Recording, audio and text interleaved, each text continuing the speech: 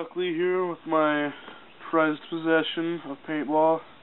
This is my Z Intimidator with the special edition tri-fade, assassin's frame, ripper trigger, evil front block, and it's got an invert nightstick, carbon fiber barrel on it, CCM clamping feed neck, tomahawk eye covers.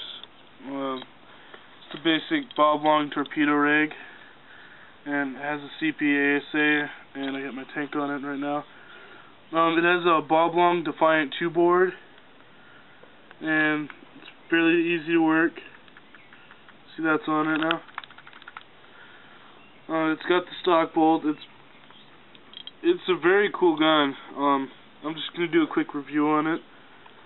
In my personal opinion, the Intimidator marker series are some of the best markers out there. That includes the Alias, the GZ, the Infamous, the Empires. Even the Defiants are pretty cool, even though they're not really classified as an Intimidator. They still shoot like them, and they kind of look like them. Anyway, I'm just going to do a kick test real fast. Air's up, no leaks. Alright. This is on the balance point of the gun.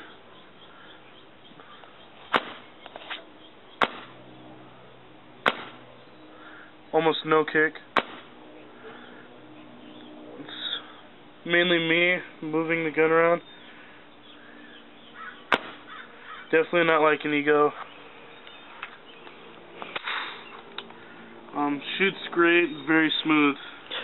By far one of my most favorite guns. Alright, we're gonna take an even closer look at my Intimidator. I don't normally do this on videos, but I haven't seen anybody else do it on a review. We're gonna take off the clamshell so you can see the internals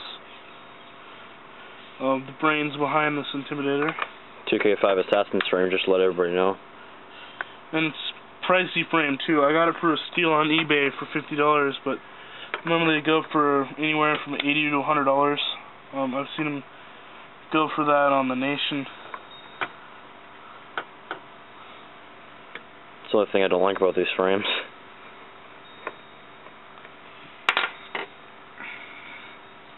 Alright, just come right off. Sometimes there's that one that's not all the way out.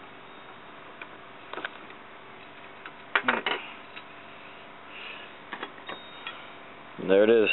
Defiant 2 board in there right there. Here's the membrane pad. On, off, and 1, 2. 2 isn't programmed right now, so it's just the first button. It's just semi-auto right now. We don't really know how to program it. Okay. We'll go ahead and take the board out too. The board really has all the brains on it. And pull the battery out. It's any old battery that I find.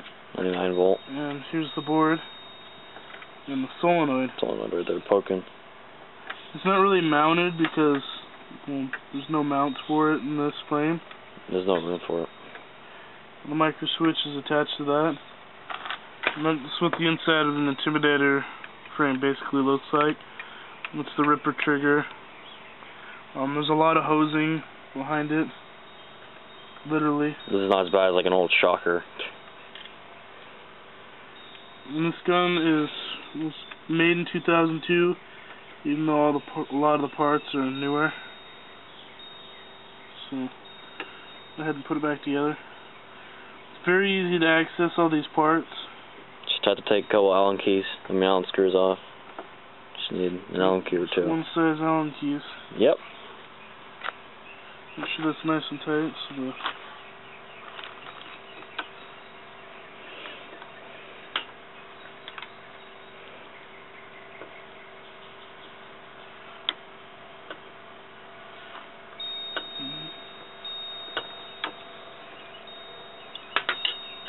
just turn it on. Yep. Green means eyes on, red means eyes off. And it's solenoid clicking.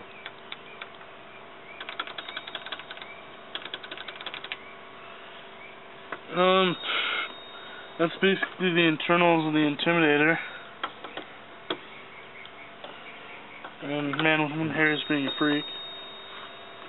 And you're gay, so be quiet.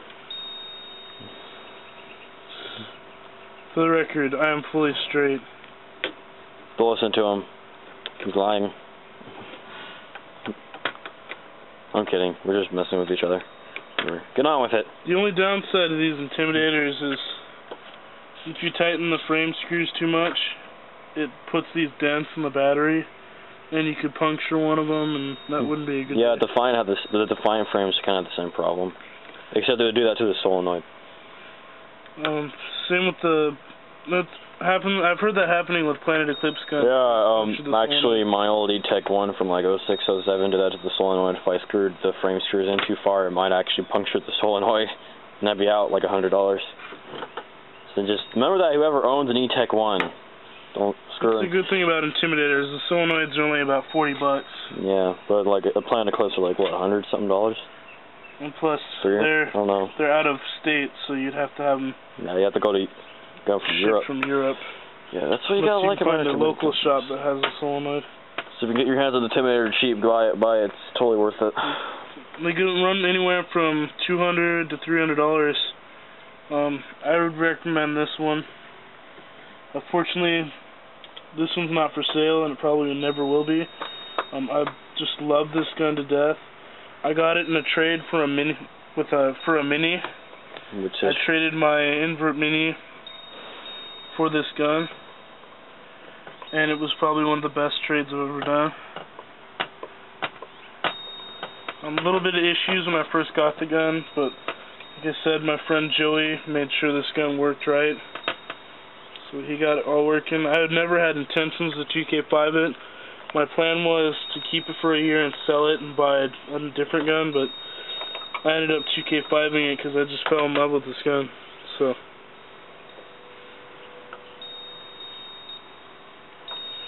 that's basically the 2K5 Intimidator, inside and out. Except for like the RAM and all that stuff up there in the LPR, but we don't feel like taking that apart. So. All right. Hi. This is Man with One Hair, Chuck Lee's front on YouTube, and it's probably one of the best looking guns I've ever shot. I mean, I've shot a couple of guns. I shot a Lux. I've shot in DMs. I've shot in an 07 Ego, which is very, very nice looking gun. But I actually like this more than an Ego. I don't know why. It's smooth, no kick. It's the feel of the gun. I mean, I just love this thing. It's just smooth. It's pretty quiet for a poppet, if you ask me, because I used to have an E-Tech, and that thing was like shooting a grenade launcher. It was just like, bah, bah, bah. You could hear it from a mile away. This, you can barely hear it. Yeah, it does kind of feel like you're shooting a spool valve. And I agree with Chuck Lee. I mean, Intimidators are probably one of the best guns that have ever hit the paintball industry. Without doubt, after all, this marker design in the first place inspired Planet Eclipse to make the Ego in the first place, too. So, if the Intimidator never existed, the Ego would have never existed. So, beautiful gun. I mean, except for the ASA kind of makes it a little tacky, but it's all around great gun. It's got good parts in it and everything. How much money you put into this? What, $200-something? Probably more around $300 to $400. $300, $400. Yeah, he's got this got this nice feed neck, and he's got the LPR up here, and the barrel, and the nice 2K5 frame, and a nice little direct mount down there, and macro line, top it off. Yeah, actually, in my opinion, I would recommend one of these. I would recommend Intimidator by far. It's by far one of the best guns that I've ever shot, by far one of the best looking guns I've ever seen, and you'll have fun with it, but the thing is, you just got to take care of it. Because if the only way to make these things shoot so smooth is if you take care of the thing. You can't just let it sit there. I mean, you can do that, but you can't just let it sit there like an Ego. You could do that with an Ego, but you can't really do that much with this gun. You got to take care of it. It's like a pet. You got to take care of it. It's a responsibility if you want it to shoot well. So, yeah, this is my review. I totally recommend this gun. And just a shout out to one of my friends. We have to thank my friend Joey. He was a big hand in putting this thing together and making sure it worked right. I paid for all the parts, and I got them all here, and he just did a great job in like making it work right. I've had a few problems with this gun, nothing major, but in the end, it's awesome gun. It's one of the most amazing guns I've ever owned. Alright, thanks for watching.